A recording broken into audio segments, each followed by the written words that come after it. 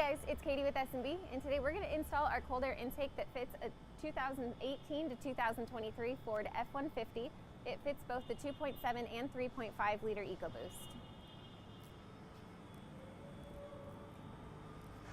So you're going to start by loosening these three hose clamps, and then you can remove the stock airbox lid.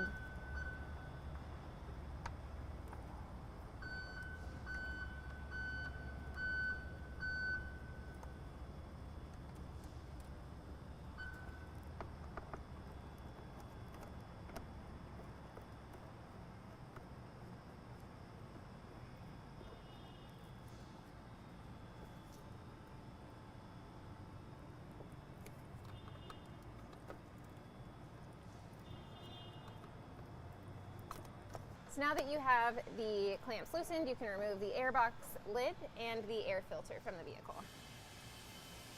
So before we remove the intake tube from the vehicle, we're going to disconnect this sensor, and you can just push down on the tabs and pull out, and then you can remove the intake tube. Remove this screw that's securing the airbox to the vehicle.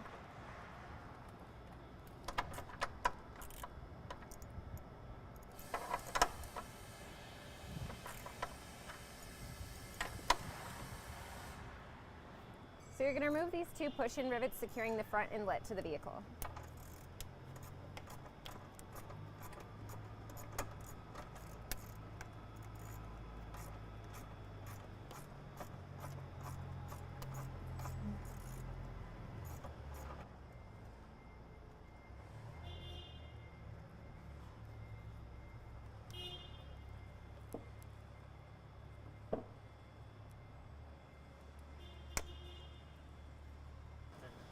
Disconnect these three rivets from the stock airbox.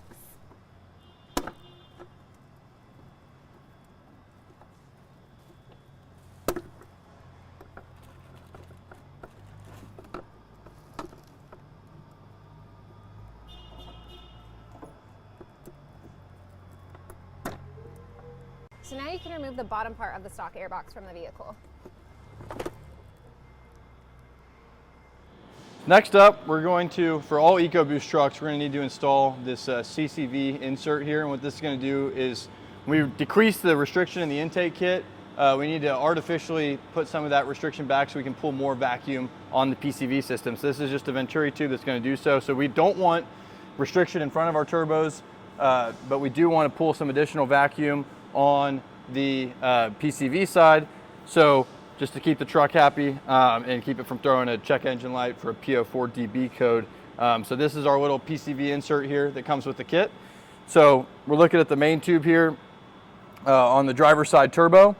The 2.7 is going to look a little bit different up top, but this part's going to be the same. So this is that main, coming right off the crankcase, right into the intake tube, right in front of this turbo here. So over the years, Ford's used a variety of different connectors. This truck is a simple just push over and pull right up style. Some trucks will have the orange, what Ford calls a one-time use, but you can use a 5/8 quick connect. And I have one right here that we make that's a real short one. If not, you can get one at any like O'Reilly's, and that'll go under the base of this, and we'll paste in a video of us using the tool from a different video here, and it'll just pop that off. So whichever way, you got to get that connector off. Now with your Venturi tube, one side says this side toward turbo. So pretty self-explanatory. We're going to point this line towards the bottom of the tube, and then the longest part of the Venturi tube is going to point towards the top of the tube. And this is just going to slide in. And make sure you have it aligned as you go in, because once it's in there, it's not going to spin. So I'm going to get it perfectly aligned right now, and then press it all the way down. Now it's flush. We can go ahead and grab our PCV hose here and push that back on, and it's sealed up. So once you take the bottom part of the airbox out, you're going to want to transfer this shoulder washer and grommet to the S&B airbox.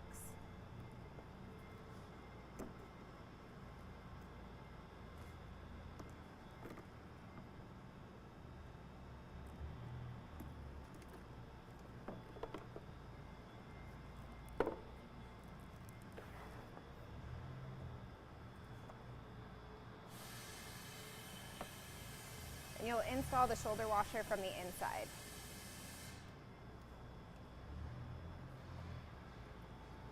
So using the provided hardware, you're going to install the bracket onto the airbox in this orientation.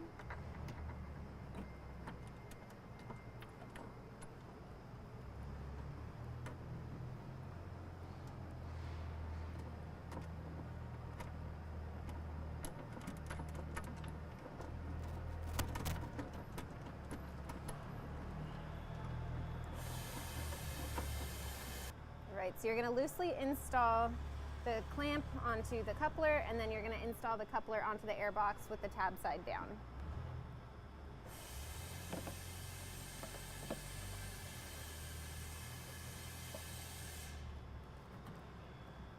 Now you can just tighten down the hose clamp.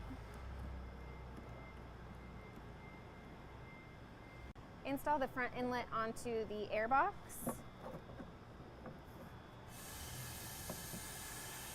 And then secure it using the provided push rivets.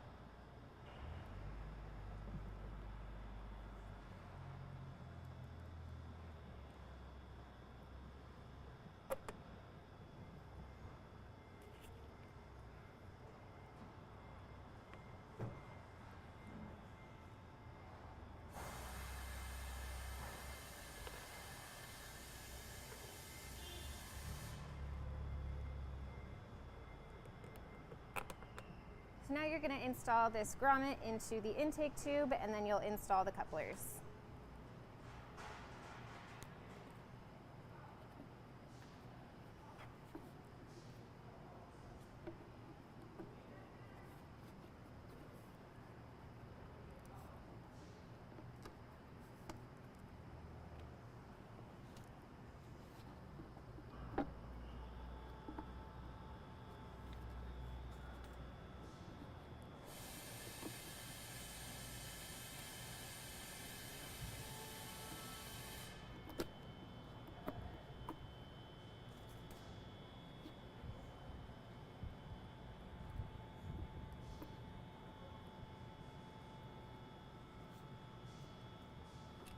So now we're going to transfer the IAT sensor from the stock intake tube to the S&B intake tube.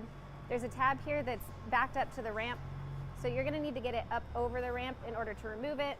Sometimes you can pull back and twist, and then other times you'll take a flathead and just lift it up over.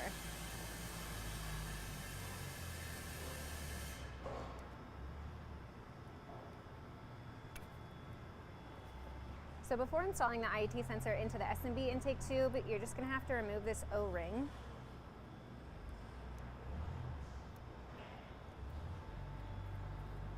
And then install into the grommet.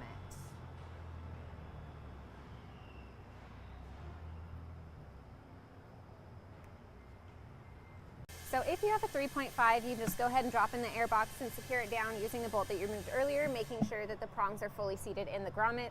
If you have a 2.7, there are going to be some additional steps, and we'll include some of those clips for you. Now, if you have a 2.7 liter, we're going to need to reroute this hose to go behind this green hose. So to do that, you pinch that 2 red tabs, pop this off, pull to that connector, and then we'll run it behind the hose here and get this reinstalled.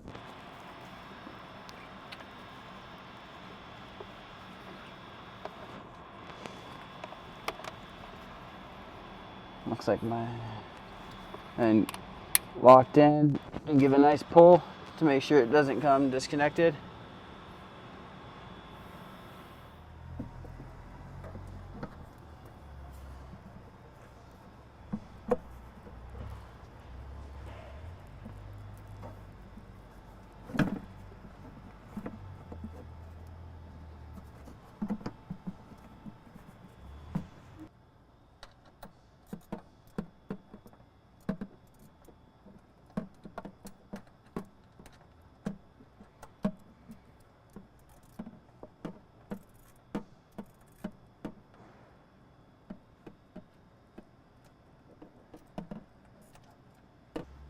to reinstall the factory push rivets that you removed earlier. If you damage them, we also provide some as well.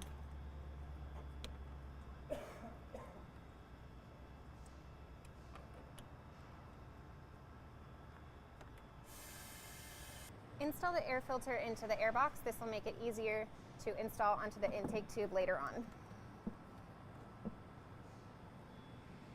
So when installing the intake tube into the vehicle, you're going to want to make sure that the couplers are fully on. This is going to make it a lot easier to install, and that the clamps are in an orientation that you're able to reach easily. So you'll want to get the intake tube as low as you can get it, and that should make it easier to pop into place and line up with the other tubing. So once you have the tube fully installed, you'll then go ahead and slide the couplers over these tubes and then tighten down the hose clamps. And then we're going to install the filter onto the air box or onto the intake tube and then tighten down that hose clamp as well.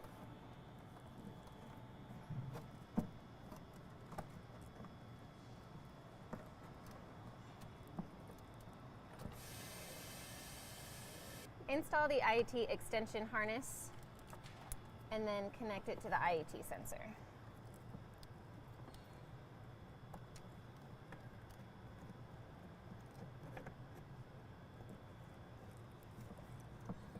So this push rivet that you removed earlier is going to sit in the bracket that you installed on the airbox.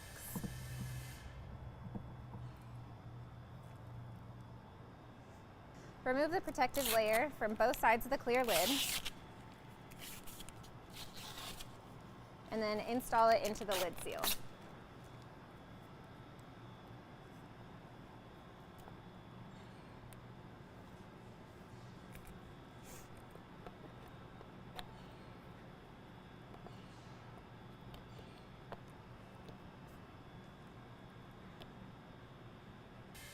So now you can just snap the lid into place. All